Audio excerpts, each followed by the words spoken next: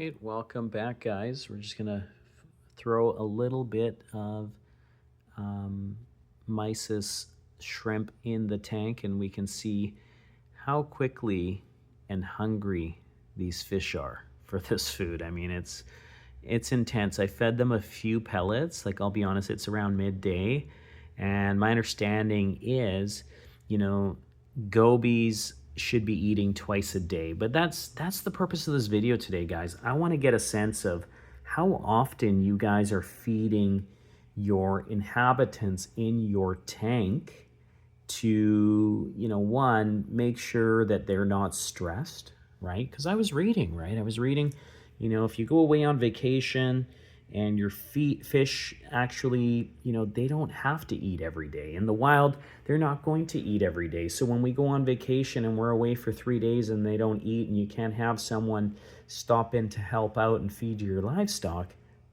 they're likely to be okay, right? But the question is, how often do you guys feed your livestock to ensure that the water quality remains optimal in your tank, right? Guys, I've only been at this for 10 weeks, right? And one of my biggest worries, initially when I started out, I was only feeding, I had the single clown in there with some hermit crabs, and I was only feeding dry food, very, very little dry food, because I was so worried that the water quality would turn awry, especially while the tank was cycling, right? We have those questions around there. Is there enough beneficial bacteria to keep this at bay, right? And so, again, the more we feed, the more waste the fish will produce, right? So, in terms of the reading that I've done, right, it can cause, spikes in ammonia, nitrate spikes, right, and phosphates, right? And so if you overfeed, especially in the very beginning, and that was my concern, was I don't want to be dealing with like algae bloom, right? Like a ton of green algae. Have any of you guys that have recently started, did you get into that phase of the tank where we're seeing a ton of green algae? Like, thankfully, I'm not sure if it was my bacteria starter or maybe the water changes or the scheduling that I've maintained that has prevented that. Is that something that I'm going to experience? Again, I'm going into week 10, or am I over that, right? Because apparently overfeeding can lead to, that excess waste can trigger also things like low oxygen levels, right? I didn't know that. How many of you guys knew that? Let us know in the comments. So the other thing it can do is reduce trace elements like pH in the water, right? And these things in combination can be, unfortunately, harmful to your inhabitants, right? So to your fish, you spend all these funds on these fish, you spend all this time taking care of them, and then, you overfeed. Maybe you miss a water change or two. Life is busy, I get it, but when we take on this hobby, we got to make sure we're taking care of everybody inside our tanks, right? I think it's good practice to have that maintenance schedule. And for me, it's roughly, I clean the tank out, pretty frequently. As I said yesterday, we scrape the algae off. We'll be doing a water change here. I believe this is our third one in the 10 weeks. So it's, about every 2.5, 3 weeks, I'm doing at least a 20% water change. And again, trying to take things slow, not overfeed, all of those things, right? And, the one thing I learned in the freshwater hobby was, again, overfeeding can cause things like fish bladder disease, right? And so, especially when you're using things like feeder cubes, right?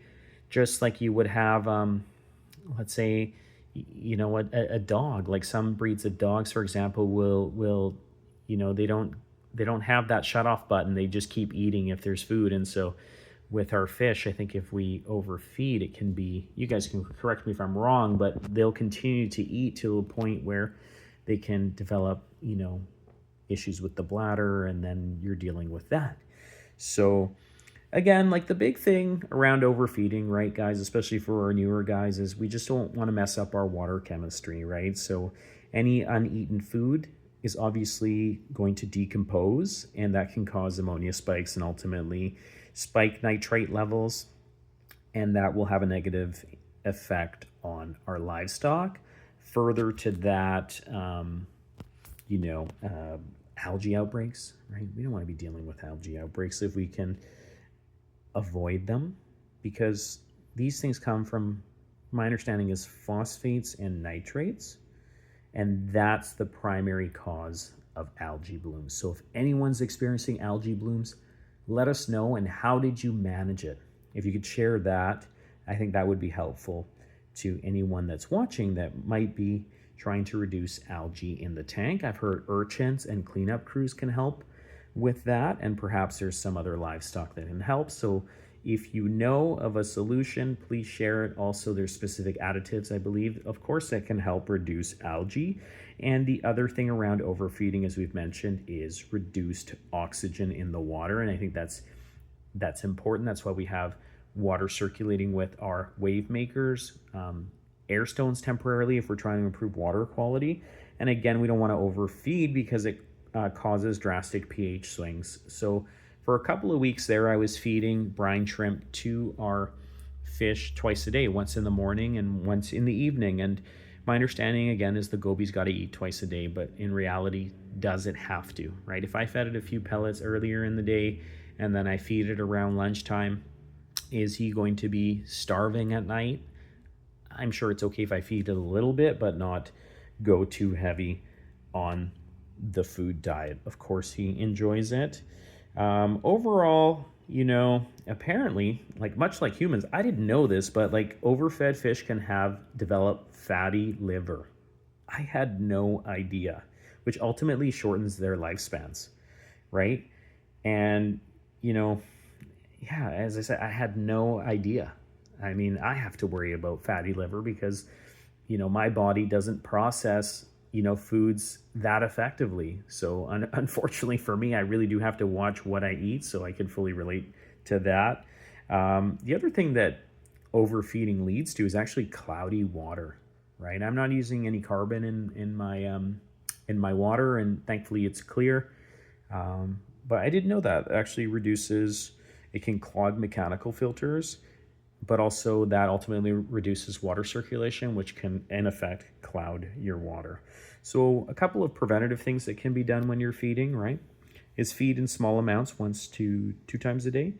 And again, the cleanup crew, I think, is critical to any tank to allow the ecosystem to be, you know, I guess to develop equilibrium, right? To, you know, excess food on the sand bed is going to get consumed. I mean, that's been a big surprise for me, is that my sand bed has actually remained relatively clear because I have 6 hermit crabs in there.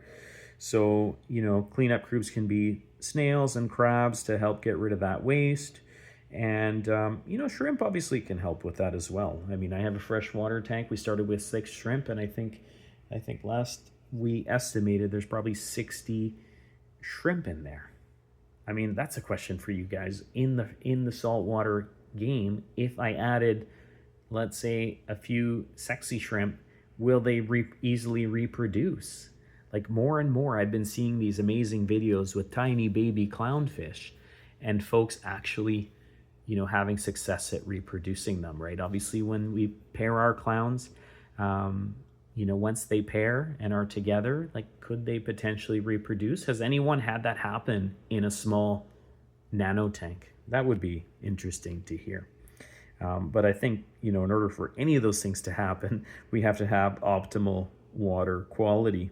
But that said, guys, I hopefully, you know, some of our newer reefers have learned something from this video. And also, you know, if you feel there's anything you have to share in terms of what you do to maintain, you know, optimal water quality, clear water, or you have a feeding schedule, or you're using an automated way to feed that makes life easier, let us know. Anyways, guys, it's been awesome connecting today. If you're not subscribed, please consider subscribing. And here's to the next one. Have a great day.